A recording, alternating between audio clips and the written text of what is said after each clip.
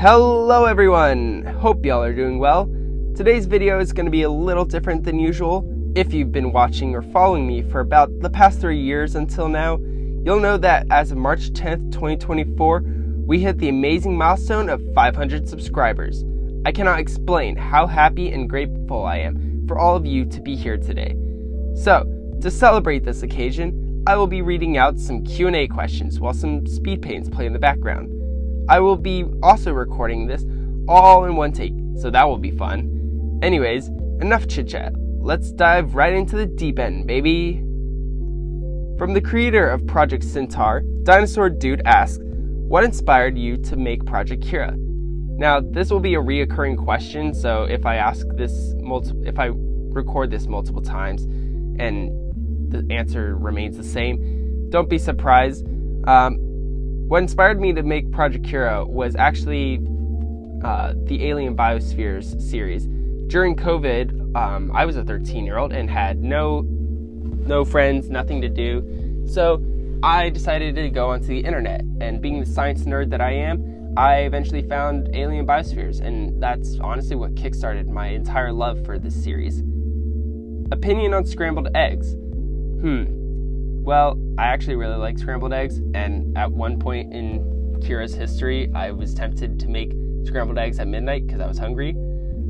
So if you want to go check out the description with Project Kira's Discord server, you can look for my messages where I talk about making scrambled eggs at midnight. But honestly, to answer the question, I really love scrambled eggs, and especially when they have cheese on them. That's when it's the best. If 15 equals green, then why is an octopus's skin my cousin's least favorite aerial telecommunication device? Well, you see, it's because skull bones on a Freddy Fazbear doll use a hiking stick to shoot a Nerf gun at shoes. Just saying. Moving on, the man, the myth, the legend, Harry Knight asks, what is your favorite clay that has been made on Kira so far? So, I don't exactly have a favorite clade in Kira. I work a lot with the Cyclopsa, but I think that's because I'm biased towards cycloptic dinosaurs. But honestly, I'd say one of the more unique and special clades in my heart is honestly the Vermissa that Harry Knight himself made, because I kind of forgot that non-segmentation or the non-fusing of segments was a thing. And so without Harry Knight, we would have completely fused body creatures, but instead we have things like the micro Vermissa, the lung Vermissa. The Vermissa would not have happened without Harry Knight. So I'm really thankful for his, point of view. Do you call it a point of view? I don't know. I'm thankful for his input. If you could revive one of your older projects, what would it be? Well, I've kind of had a lot of projects in the past, but I'd say the one that has received the most work besides Kira that I would want to see done would probably have to be the Trap organization, which is linked in, I think, my channel about info, maybe. Essentially, it was an SCP clone, but then became something more as I developed more of the characters in it. So I'd want to revive Trap, if at all possible. What are the hopes for the future of your channel? So this one's a little bit on the iffy. As you may or may not be aware, the speculative biology project known as Kira has been really taking off as of recent. I think this is mostly just because the internet's fascination with spec bio as a whole is currently on the rise. So, capitalizing on that. But WhiteGlove art as a channel, or just the channel that is this channel, because it wasn't known as WhiteGlove art at one point, was never intended to be solely for speculative biology. It was never intended for solely world building or to be a recording of SCP clones. It was instead a way to showcase art. And I would like to continue having WhiteGlove art be a channel about art, and the projects that are showcased on here also be about art. That doesn't mean I won't pull up some other spec bio projects and be like, hey, look at this is pretty cool. But WhiteGlove art as a channel will always be first and foremost will always be about art. What is your favorite trap? Did you start it or did someone else create it? So, as mentioned before, I created trap. As for my favorite, one of my anomalies that I made, it either have to be trap 010 or trap 10, Dr. Lockwood, because he's the resident goofball. He's the trap universe is like Dr. Bright, but like in a more permanently cannot die kind of way. Or it would have to be the first trap that I made, which was trap 002, you came for some meat, which essentially takes the idea of like the Wendigo and then you make it like multiple monsters, but it's based off of like animal cruelty, I guess. I don't know. Again, I wrote this when I was like really young, so I wouldn't know what the exact reason for writing it in that particular style would be. Did you have any creatures or events for Kira in the past, which for one reason or another you abandoned? If so, why were they abandoned? So, prior to Kira becoming the collaborative speculative biology project, and I got that rehearsed, it was a single person project that I was trying to do because I was inspired by alien biospheres. As on screen now, you should probably see the proto Primascira that I created on Clip Studio Paint when I first got my drawing tablet. But then later down the line, I created the version of Primascira that we all know and love on Ibis Paint. And this was the final version of Primascira. However, Primascira would then have some offshoots that are not the offshoots that you find in the project today. These ones, most of them are kind of narcy looking, not gonna lie. This one that looks like a baleen whale worm thing, I like it because of the head shape and the idea that it's like very front heavy and the back is just like a giant tail. But yeah, I didn't like them, and I quickly ran out of motivation and like willpower. I hit a burnout, so they eventually got abandoned. And then later down the line, as of June of 2023, I decided to try to restart Project Kira as a collaborative speculative biology project, and well, now we're here. So I guess you can see how well that turned out. Not in a sarcastic way, I promise. Project Kira member numero uno, Blue Basil, asks, do you like burritos?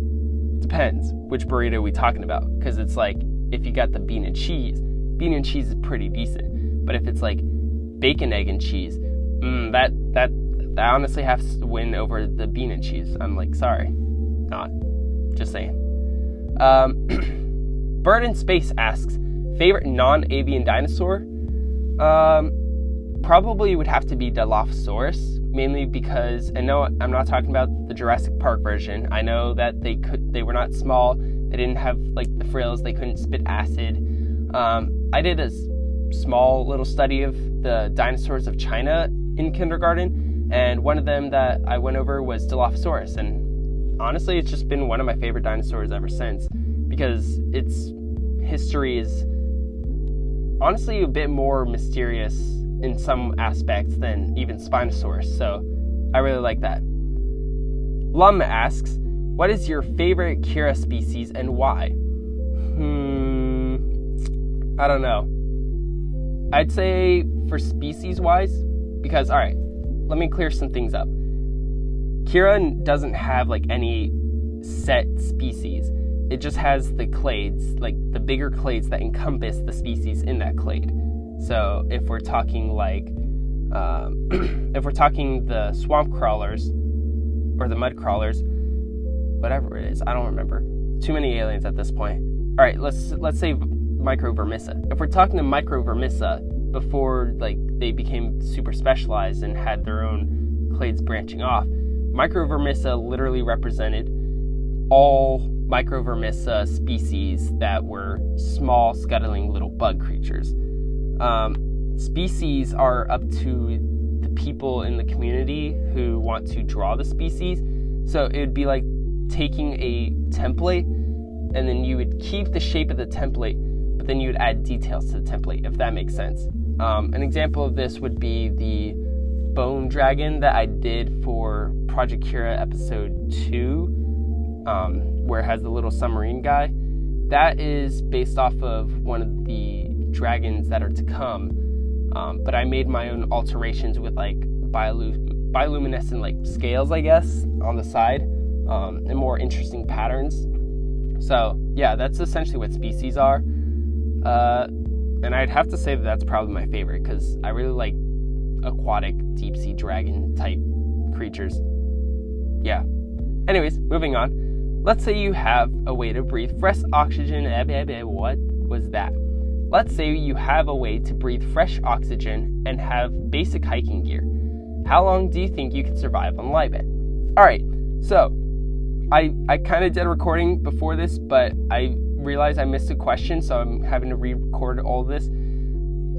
Prior to a certain somebody introducing a 7 foot, no, not 7 foot, I made that mistake too, 7 meter creature that lives and burrows in the soil of Liban, I think my chances were pretty decent because I knew most of the creatures. And then somebody decided to say, hey, these things like eating dirt, let's put them in the dirt, and then made a 7 meter long monstrosity of a creature. So yeah, I don't think there's a way to survive that now. So I don't think I'm surviving long at all. Probably like a day at most. It's sad. If you could domesticate any species on Kira to have as your personal pet, which one would it be and why?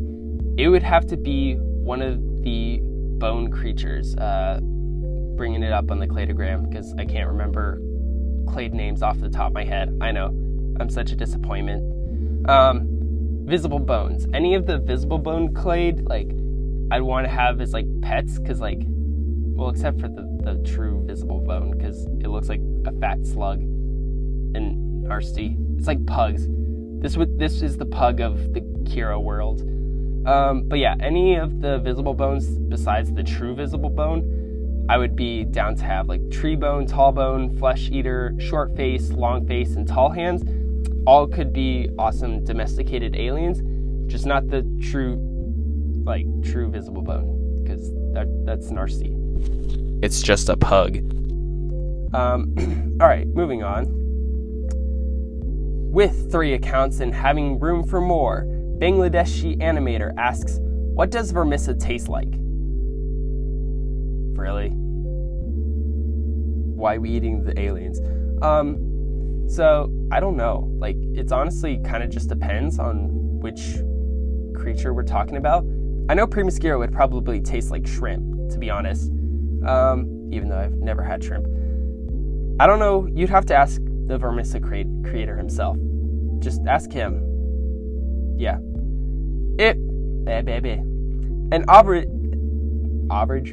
An average avocado asks, if you could have any extinct animal as a pet, what would it be and why? Extinct animal as a pet. I don't know. Because there are a lot of like cool extinct animals. Okay, hear me out.